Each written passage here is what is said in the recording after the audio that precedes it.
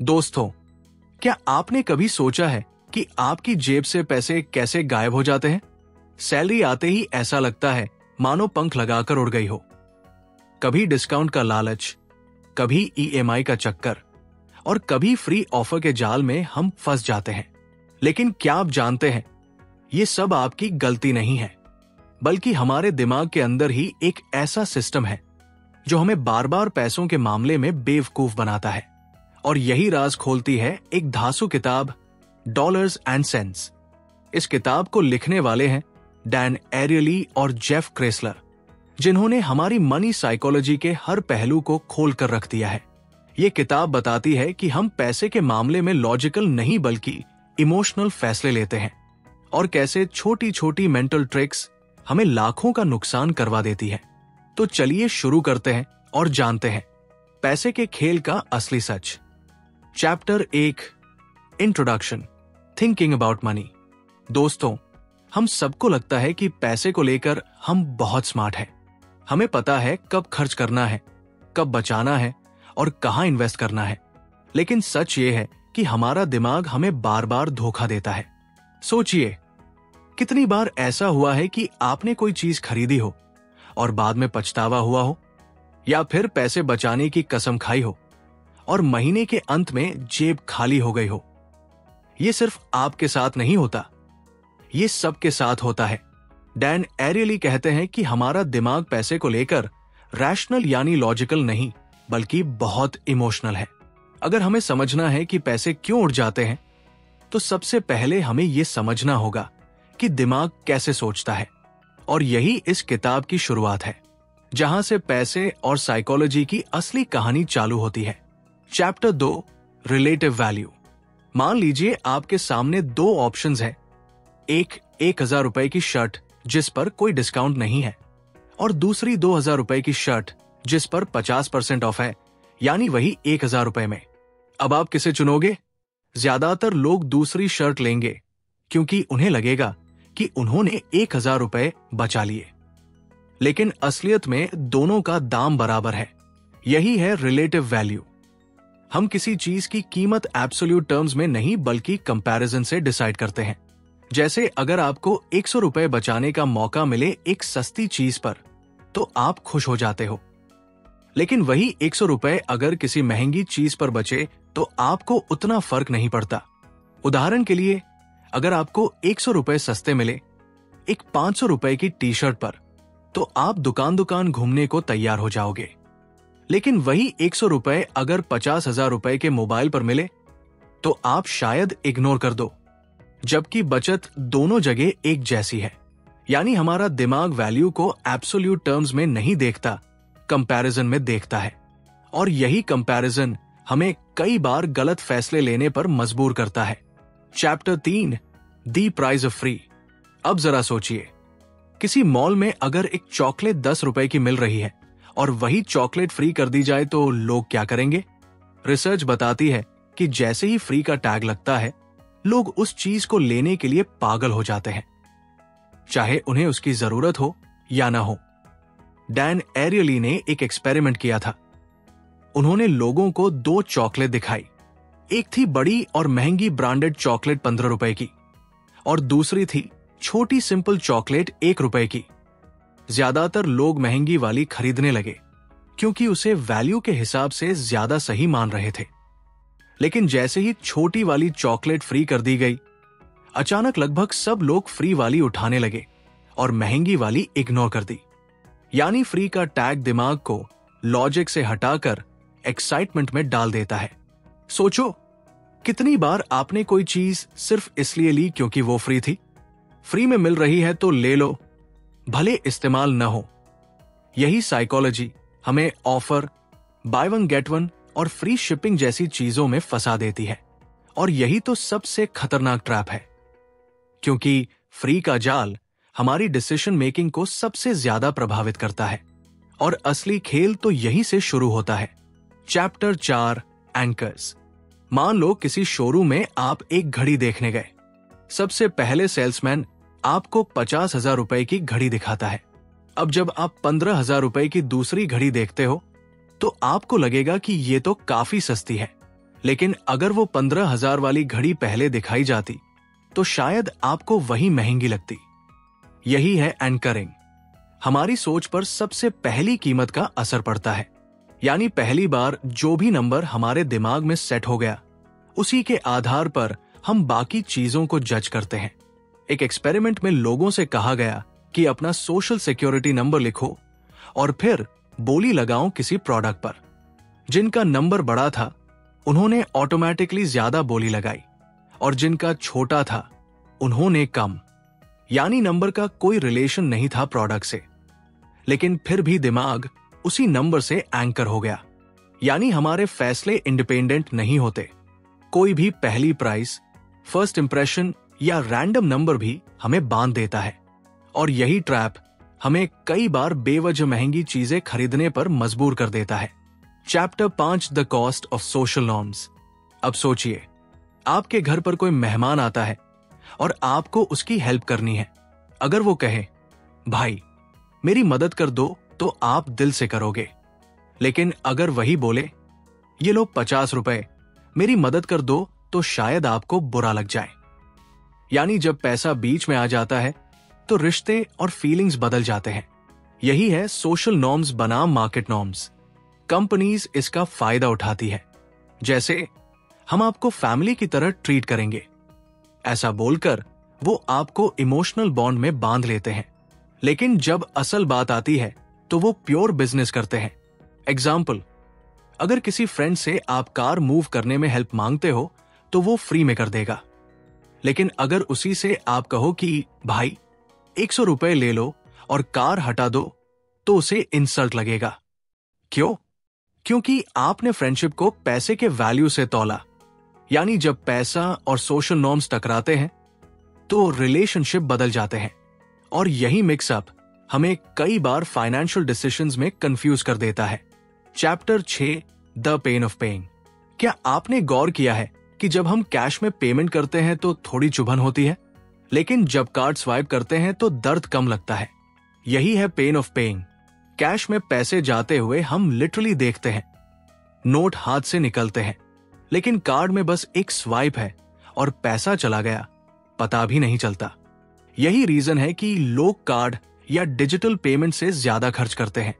Example, अगर आप restaurant में कैश दे रहे हैं तो बिल देते वक्त थोड़ी पिंच महसूस होगी, लेकिन अगर वही कार्ड से दे रहे हैं तो ज्यादा सोचोगे भी नहीं। कंपनीज इसे समझती है और इसीलिए वो ऑटो पेमेंट, सब्सक्रिप्शंस और ईएमआई प्लान्स लाती है, ताकि आपको पेन ऑफ पेइंग कम लगे और आप बिना सोचे ज्यादा खर्च करो। सोचो, कितनी बार आपने नेटफ्लिक्स, अमेज़न या जिम मेंबरशिप ली होगी और साल भर ऑटो डिडक्ट होता रहा, भले आप यूज भी ना कर रहे हो। यही है साइकोलॉजी का खेल। और सबसे इंटरेस्टिंग बात यह है कि जितना कम हमको पेमेंट का दर्द महसूस होता है, उतना ही ज्यादा हम गलत खर्च कर बैठते हैं और आगे जाकर यही चीज हमारे पैसों पर सबसे गहरा असर डालती है। Chapter 7 mental accounting. सोचो, आपने कहीं से 10,000 रुपए जीते, अब आप क्या करोगे? बहुत लोग कहेंगे, ये तो बोनस है, चलो मजे कर लेते हैं, खाना खा लेते हैं या कोई लग्जरी चीज ले लेते हैं। लेकिन अगर वही 10,000 रुपए आपको महीने की सैलरी से मिलते तो शायद आप बहुत सोच समझ कर खर्च करते। यानी पैसा तो दोनों ही केसेस में सेम है, लेकिन दिमाग उन्हें अलग अलग पॉकेट में डाल देता है। इसे कहते हैं मेंटल अकाउंटिंग। हम सब सबकॉन्शियसली पैसे को अलग अलग कैटेगरीज में बांटते हैं, जैसे सैलरी का पैसा, बोनस का पैसा, गिफ्ट का पैसा, इन्वेस्टमेंट का पैसा, और फिर हर कैटेगरी के हिसाब से अलग खर्चा करते हैं। एग्जाम्पल, कई लोग सैलरी से पैसे खर्च करने में कॉशियस रहते हैं, लेकिन क्रेडिट कार्ड रिवॉर्ड पॉइंट्स या कैशबैक आते ही बेफिजूल खर्च कर देते हैं, क्योंकि दिमाग उसे एक्स्ट्रा मान लेता है। या फिर लॉटरी जीतने पर लोग पार्टी उड़ा देते हैं, लेकिन वही पैसे मेहनत से कमाए हो तो शायद सेव कर लें। असल प्रॉब्लम यह है कि पैसा कहीं से भी आए, उसकी वैल्यू सेम है, लेकिन मेंटल अकाउंटिंग हमें ये इल्यूजन देता है कि कुछ पैसे इजी हैं, कुछ हार्ड अर्न्ड है, और इसी हिसाब से हम गलत फाइनेंशियल चॉइसेस करते हैं। Chapter 8 payment method effects. अब जरा ध्यान से सोचो, जब आप कार्ड स्वाइप करते हो, यूपीआई से पे करते हो या ईएमआई पर चीज खरीदते हो, तो क्या वही चुभन महसूस होती है जो कैश देने पर होती है? बिल्कुल नहीं। यही है पेमेंट मेथड्स का मैजिक। रिसर्च कहती है कि लोग क्रेडिट कार्ड से ज्यादा खर्च करते हैं क्योंकि उसमें पैसा जाते हुए दिखाई नहीं देता। ईएमआई स्कीम्स भी इसी ट्रिक पर चलती है। सर, ये 50,000 का फोन आपको सिर्फ 2,000 रुपए मंथली में मिलेगा। सुनने में छोटा लगता है, लेकिन असल में हम बड़ी कमिटमेंट कर रहे होते हैं। एक और एग्जाम्पल हो, अगर आपको जिम का ईयरली मेंबरशिप लेना हो और 12,000 रुपए एक साथ देने पड़े तो शायद आप सोचो, यार इतना बड़ा खर्च है, रहने दो। लेकिन अगर वही जिम बोले बस 1,000 रुपए पर मंथ, तो आपको डील अट्रैक्टिव लगेगी, जबकि टोटल कॉस्ट सैम है। यानी पेमेंट का तरीका हमारे दिमाग की सेंसिटिविटी बदल देता है।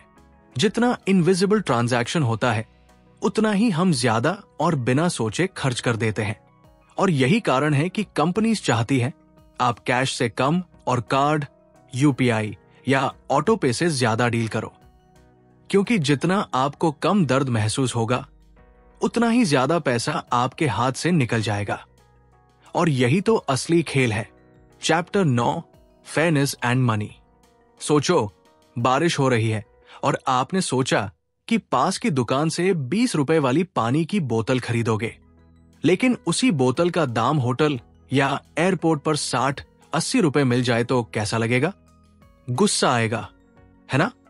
यही है फेयरनेस का गेम। हमारा दिमाग सिर्फ प्राइस नहीं देखता, वो ये भी देखता है कि प्राइस फेयर है या नहीं। अगर हमें लगता है कि सामने वाला हमें एक्सप्लॉइट कर रहा है, तो चाहे हमारे पास पैसे हो, हम खरीदना पसंद नहीं करेंगे। एग्जाम्पल, अगर कैब ड्राइवर बारिश में एक्स्ट्रा चार्ज करे तो लोग आर्ग्यू करने लगते हैं, लेकिन वही लोग उसी कैब में टिप हैप्पीली दे देंगे अगर सर्विस अच्छी लगे। यानी पैसा देना हमें प्रॉब्लम नहीं करता, अनफेयर लगना करता है। कंपनीज ये जानते हैं, इसलिए वो अपनी प्राइसिंग स्ट्रैटेजीज को ऐसे डिजाइन करती है कि लोगों को लगे हमें सही डील मिली है। जैसे डिस्काउंट का खेल, पहले प्रोडक्ट का प्राइस बढ़ा देंगे, फिर बड़ा डिस्काउंट दिखाकर बेच देंगे और हम खुश होकर कहेंगे, वाह कितना फेयर डील है। असल में फेयरनेस का परसेप्शन ही हमारी बाइंग डिसीजन को कंट्रोल करता है। और जब भी हमें लगता है कोई डील अनफेयर है, तो हम उसमें पैसे खर्च करने से पीछे हट जाते हैं। लेकिन ये कहानी यही खत्म नहीं होती। Chapter 10, the cost of ownership.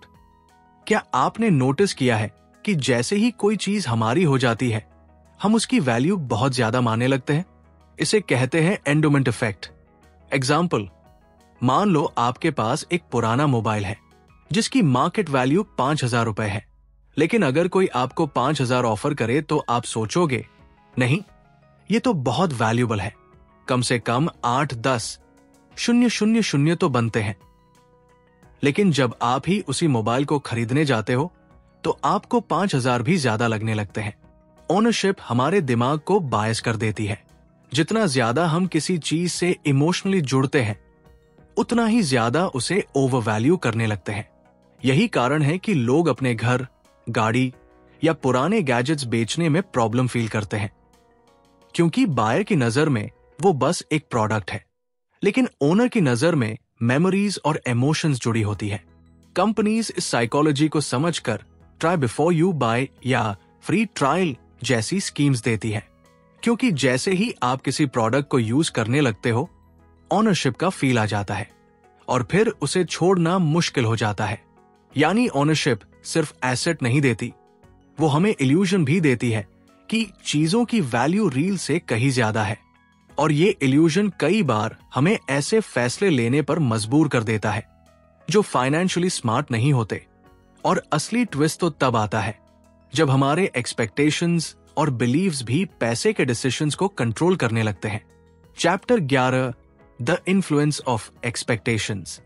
सोचो, अगर आपको कोई बोले कि ये कॉफी दुनिया की सबसे प्रीमियम कॉफी बीन से बनी है, तो आप पीने से पहले ही सोच लोगे, यार टेस्ट तो जबरदस्त होगा। और सच मानो, जब आप पीते हो तो आपको सच में टेस्ट अच्छा ही लगेगा। लेकिन वही कॉफी अगर कोई लोकल टपरी पर मिले तो शायद उतना मजा ना आए। यानी हमारी एक्सपेक्टेशंस हमारे अनुभव को बदल देती है। डैन एरियली ने एक एक्सपेरिमेंट किया था। उन्होंने लोगों को 2 बियर चखाई। एक नॉर्मल थी, दूसरी में थोड़ा विनेगर, सिरका मिला था। जब लोगों को पहले से बता दिया गया कि इसमें विनेगर है तो उन्होंने बोला ये बेकार टेस्ट है।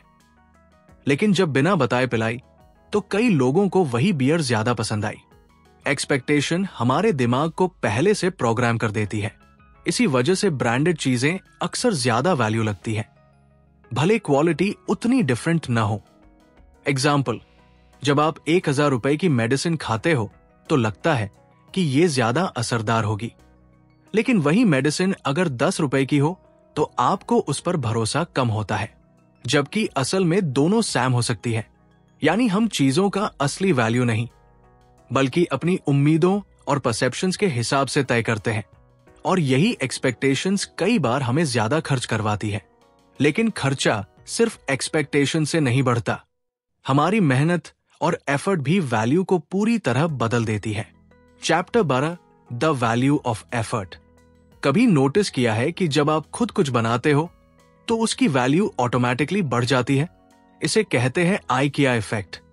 एग्जाम्पल, अगर आप मार्केट से कोई टेबल खरीदे तो उसकी कीमत बस उतनी ही होगी जितनी आपने दी, लेकिन अगर वही टेबल आप खुद असेंबल करो तो आपको लगेगा कि ये टेबल ज्यादा वैल्यूबल है क्योंकि इसमें आपका एफर्ट लगा है। डैन एरियली ने एक स्टडी की, लोगों को ओरिगामी, पेपर आर्ट बनाने को दिया। जिन लोगों ने खुद ओरिगामी बनाई उन्होंने उसे बहुत वैल्यूबल माना, जबकि बाहर वाले लोगों को वही चीज बेकार लगी। यानी एफर्ट ने क्रिएटर की नजर में वैल्यू बढ़ा दी। यही रीजन है कि लोग अपने बिजनेस, अपने घर या अपनी बनाई चीजों को ओवर वैल्यू करते हैं, क्योंकि उसमें उनका पसीना, मेहनत और इमोशन लगा होता है। कंपनीज भी इस साइकोलॉजी का फायदा उठाती है, जैसे कुकिंग किट्स, DIY फर्नीचर या कस्टमाइज करने वाले प्रोडक्ट्स। जब आप एफर्ट डालते हो तो आपको लगता है कि आपने कुछ क्रिएट किया है और ऑटोमेटिकली उसकी वैल्यू बढ़ जाती है। प्रॉब्लम यह है कि कई बार हम अपने एफर्ट की वजह से ऐसे एसेट्स या प्रोजेक्ट्स पकड़े रहते हैं जो फाइनेंशियली फायदेमंद नहीं होते, लेकिन क्योंकि हमने मेहनत लगाई है हम उन्हें छोड़ना नहीं चाहते। और असली दिक्कत तब होती है जब ये हैबिट हमें हर दरवाजा खोलकर रखने पर मजबूर कर देती है, चाहे उससे फायदा हो या ना हो। Chapter 13, keeping doors open. सोचो, आप किसी गेम में खेल रहे हो और आपके सामने 3 दरवाजे हैं। एक खोलते ही रिवॉर्ड मिल सकता है, दूसरे में कुछ छोटा मोटा गिफ्ट और तीसरे में कुछ भी नहीं। लेकिन एक रूल है, अगर आपने किसी दरवाजे को ज्यादा देर तक इग्नोर किया तो वो हमेशा के लिए बंद हो जाएगा। अब होता क्या है, लोग किसी एक दरवाजे पर फोकस करने के बजाय हर दरवाजा ओपन रखने की कोशिश करते हैं। यानी डर यह रहता है कि कहीं कोई चांस मिस ना हो जाए। असल जिंदगी में भी हम यही करते हैं। करियर हो, रिलेशनशिप हो या इन्वेस्टमेंट, हम कई ऑप्शंस ओपन रखते हैं ताकि फ्यूचर में कुछ मिस ना हो। लेकिन यही हैबिट हमें थका देती है और पैसा भी खराब कराती है। एग्जाम्पल, कई लोग ऐसे कोर्सेज ज्वाइन कर लेते हैं जिनका यूज ही नहीं है, बस इसलिए कि ऑप्शन ओपन रखना है। या फिर ऐसे सब्सक्रिप्शंस लेते रहते हैं जो वो यूज ही नहीं करते लेकिन छोड़ते भी नहीं। डैन एरियली कहते हैं, हमें से ज्यादातर लोग एक साथ कई डोर्स ओपन रखने की कोशिश करते हैं और यही हमारी एनर्जी, फोकस और पैसे का सबसे बड़ा ड्रेन है। हमें यह समझना चाहिए कि हर डोर ओपन रखने से बेहतर है कुछ डोर्स क्लोज कर देना और सही ऑप्शन पर फोकस करना। लेकिन यह समझना आसान नहीं, क्योंकि दिमाग हमेशा चाहता है कि फ्यूचर में सब ऑप्शंस हमारे हाथ में रहें, और यही हैबिट हमें पैसे से जुड़ी गलतियों में बार बार फंसाती है। Chapter 14, conclusion, thinking differently about money. अब तक की पूरी जर्नी में एक बात साफ है, पैसे को लेकर हम जितना खुद को लॉजिकल मानते हैं असल में उतने हैं नहीं। हमारी सोच में बियासेस हैं, इमोशंस है और कई बार इल्यूशंस है जो हमें गलत डिसीजंस लेने पर मजबूर करते हैं। हम रिलेटिव वैल्यू के चक्कर में फंस जाते हैं, फ्री ऑफर्स के जाल में बहक जाते हैं, पेमेंट मेथड्स के पेन से बचने की कोशिश में ओवर स्पेंडिंग कर देते हैं और ओनरशिप या एफर्ट की वजह से चीजों को ओवर वैल्यू करने लगते हैं। लेकिन ये किताब हमें एक नई नजर देती है कि अगर हम इन पैटर्न्स को पहचान ले तो अपने पैसे को स्मार्टर तरीके से मैनेज कर सकते हैं। पैसा सिर्फ नंबर्स का गेम नहीं है, ये साइकोलॉजी का गेम है और जो इस गेम को समझ लेता है वही सही मायने में वेल्थ बना सकता है। डैन एरियली का कहना है कि हमें हर खर्च से पहले पॉज लेना चाहिए और खुद से पूछना चाहिए, क्या मैं ये डिसीजन लॉजिकली ले रहा हूं या मेरे दिमाग की कोई आदत मुझे ड्राइव कर रही है? अगर हम ये सवाल रोज पूछना शुरू कर दें तो धीरे धीरे हम पैसों के मामले में ज्यादा समझदार बन सकते हैं। और दोस्तों, यही खत्म होती है डॉलर्स एंड सेंट्स की ये जबरदस्त जर्नी। अब सवाल ये है, आपने जो सीखा है उसे आप अपनी जिंदगी और पैसों पर कैसे अप्लाई करोगे? दोस्तों, अगर ये समरी आपको यूजफुल लगी हो तो एक लाइक जरूर करना, क्योंकि आपका एक छोटा सा लाइक हमें बहुत बड़ा मोटिवेशन देता है। इस वीडियो को अपने दोस्तों और फैमिली के साथ शेयर करो ताकि वो भी पैसे और दिमाग के इस खेल को समझ सके। और हाँ, सब्सक्राइब करना मत भूलना, क्योंकि ऐसे ही और पावरफुल बुक समरीज मैं आपके लिए लाता रहूंगा। कमेंट में मुझे बताओ, इस किताब से आपको सबसे वैल्यूएबल इंसाइट कौन सा लगा? आपके कमेंट्स पढ़ना और उन पर रिप्लाई करना मुझे सबसे ज्यादा अच्छा लगता है।